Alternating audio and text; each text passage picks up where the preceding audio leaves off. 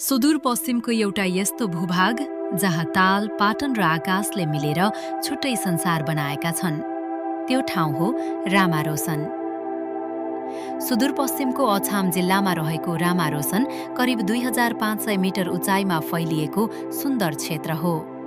यो ठाउँलाई धेरैले 12 बण्ड र 18 खण्ड अर्थात् 12 ताल र 18 पाटनको भूमि भनेर चिन्ने गर्छन्। यहाँका विशाल पाटन, हरिया घाँसे मैदान, शान्त तालहरू र वरिपरि फैलिएको पहाडी दृश्यले रामारोसनलाई नेपालको एकदमै फरक र मन लोभ्याउने गन्तव्य बनाइदिन्छ। यस क्षेत्रको सबैभन्दा ठूलो ताल जिङ्ले ताल र सबैभन्दा ठूलो पाटन किनिमिनी पाटन मानिन्छ।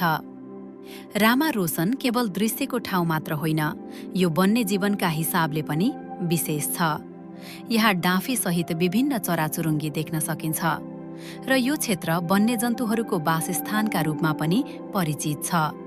यहाँ मृग, जङ्गली बँदेल, ब्वाँसो र कहिलेकाहीँ बाघ समेत देखिन सक्ने बताइन्छ।